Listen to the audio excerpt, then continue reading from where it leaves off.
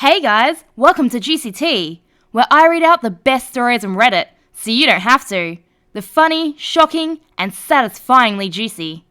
Today's Crazy Karen Tuesday, where we encounter Karens in the wild. Entitled customer wanted me to follow her home. Our first story comes from the Entitled People subreddit, posted by Larkin Lachi. This happened a few days ago, and I still can't believe it. I, 25 male, work at a garden nursery. It's a decent size, with a shop in the middle and outdoor plants on benches and racks around it. Enter a lady in her 60s and her brother. They drove into our nursery. We have a 100-meter or so driveway through the plants, as the owner was walking along it. They beeped and she started yelling at him about selling her a dead tree to plant it for sprout. I don't know either. Anyway, not a good start. They park and walk around for a bit. The brother asked me all kinds of questions, wanting discounts on plants, no discounts unless they're older plants, and started basically interrogating me about my life and what I'm doing for work, which I just say yes and no to, without actually telling the truth. I finally get rid of him, and as I'm walking through, checking that no plants need water, the lady then spots me and starts to yell at me from 80 meters away. Now, some people do this, and I go to them even though it annoys me that they're basically calling at me like I'm a dog. Maybe they're handicapped and it's hard for them to walk. Well, this lady barely speaks English and is rambling something at me. I kept asking her to repeat herself. Finally, I understand that she wants to buy a tree. It's a big weeping cherry. 2 meters tall, 2.5 meters including the pot, which is 90 liters of soil and really heavy. I take the price and walk with her to the shop, where I ask her if she'd like it delivered. Now, we have a big truck for deliveries, and it goes out once a week. We never do deliveries for free. They don't cost much, just cover the fuel and time of the driver. Anyway, she says no, she doesn't want it delivered, and says, my car, pointing at her SUV. And I think to myself, there is no way that tree and that massive pot is fitting in there. But okay, whatever, and I put through the sale. I get a tree trolley and bring the tree to her car. Her brother is in the driver's seat, and she goes and gets in the back seat of the car and sits there. So I say, where did you want me to put the tree? She looks at me and said, put in your car, you come follow me. I was like, what? She repeated again. I literally just laughed and said, what are you talking about? She kept repeating it louder and louder. I told her, no, I'm not delivering this tree. You said you didn't want it delivered and didn't pay for delivery. She then said she didn't know she had to pay and how much was it? I said, where to? And she eventually said a suburb over 2 hours away. I told her what it was and she said, okay, follow me home and I'll pay you then. I said no, that's not how it works. It will be delivered Friday, when she pays, and to come back inside the shop. After some more time yelling instructions at me and talking to her brother in another language, I put the tree down next to the shop. She kept yelling at me to deliver the tree and that she'd pay me when I followed her home. I was done. I yelled at her in the same tone she'd been yelling at me. I can't. My car cannot fit that tree. Only the truck can. I can't drive the truck.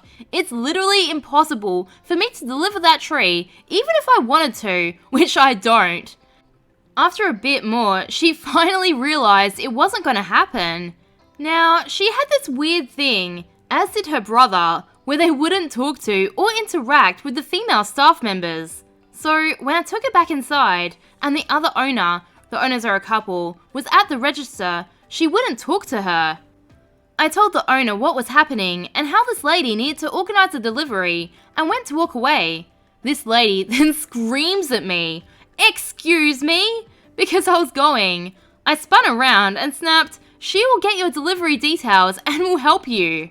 Well, this lady basically walked off back to her car and they started driving off. We had no delivery payment, number, address, or even a name. I had to run out to their car and stop them. She wouldn't give me her address, and when she finally did, I looked it up on Google Maps, and it didn't exist. So she'd paid for a tree, and we had no way to get it to her. The following day, the brother rings up, wanting to know about the delivery. It's Thursday, the day before deliveries. I told the work group chat what had happened, so everyone knew what was happening if these people came back. Anyway, one of our female staff members answered the phone and tells the guy everything I said and how they needed to pay. He wouldn't listen to her, kept interrupting her and complaining. It ended with her telling him to F off and hung up. She did this because she thought we could refund their credit card and never serve them again. However, they'd paid in cash. So another staff member had to ring him back, smooth it all over, and have him come back in with his van to collect the tree. I really hope they don't come back. Too long didn't read. A customer bought a massive tree, didn't want it delivered, told me to follow her home with it in my car, and then just left the tree after paying without telling us her address or phone number. Is it just me, or was anyone else a little concerned that OP was about to get kidnapped? Entitled Supermarket Karen tries to reserve a checkout for her husband. Posted by ComKing.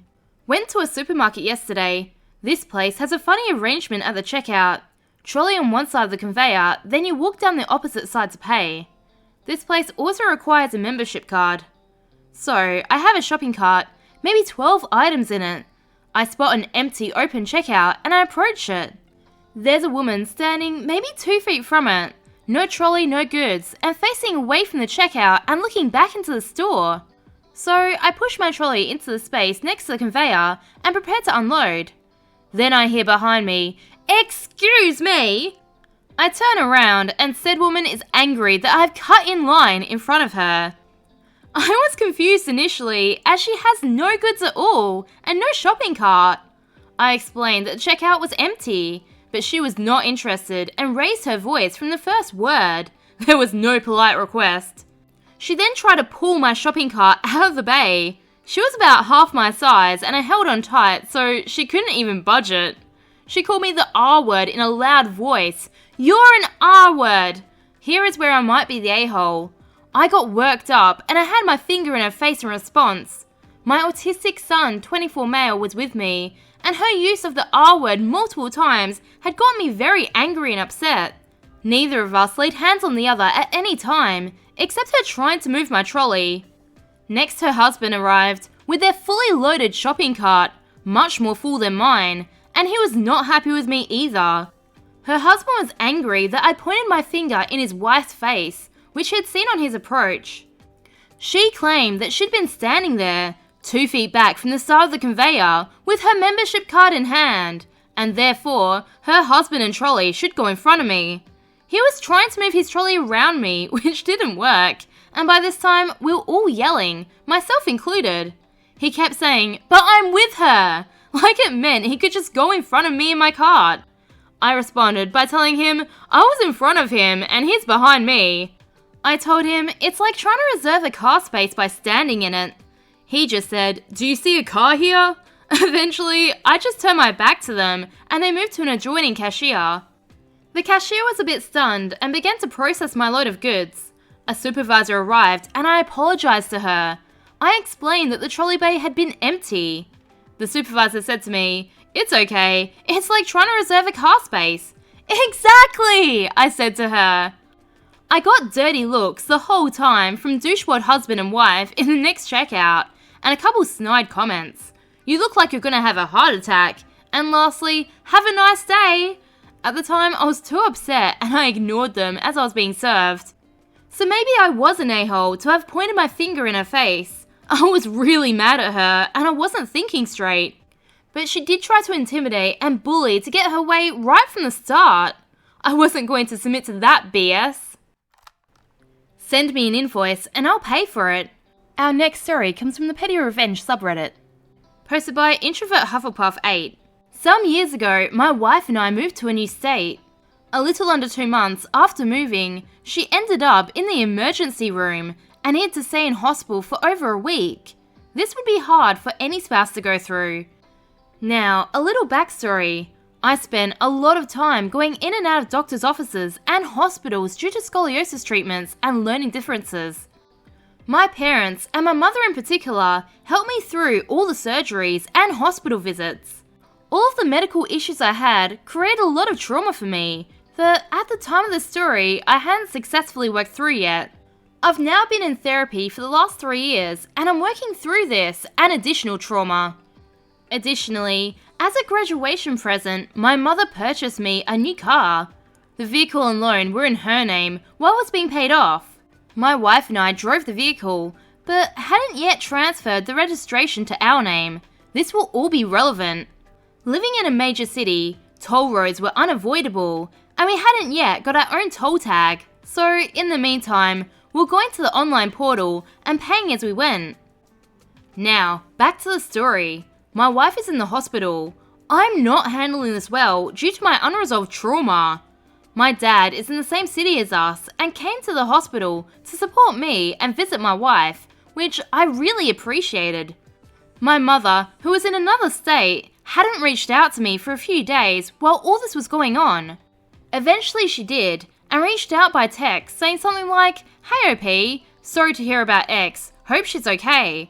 With the text, she included a bill from the toll road totaling $3.49 and said, "I went ahead and paid the balance you owe the toll company. Please pay me back as soon as you can."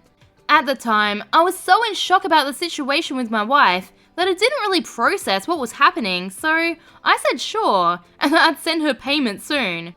She responded with, "A check will be fine." After this, I went back to worrying about my wife and put it at the back of my mind. A few days later, she was released from hospital and given the all clear to go home. Once she'd taken time to recover and things started to get back to normal, I let my wife know what my mum had said and showed her the text exchange. My wife was livid. She knows how much medical stuff I went through as a kid and how difficult this was for me as well as her. And she knows that my mother is well aware of all of this. When she saw the total that we owed my mother, we decided that instead of sending a check, we were going to send a card with coins in it. This was around Thanksgiving Christmas time. Originally, we'd wanted to send her all pennies. However, the postage was too expensive, so we opted for quarters, dimes, and nickels. We sent her a card with a message along the lines of, "Here is what we owe you. Merry Christmas."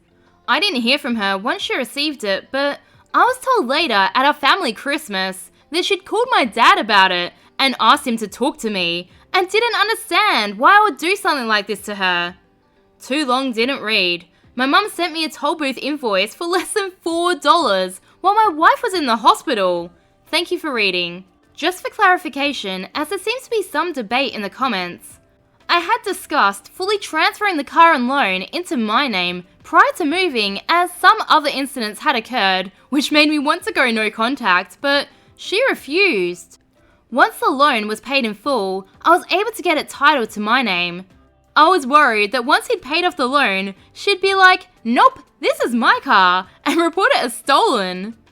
Remember, I post new content every day, so subscribe for more juicy tea.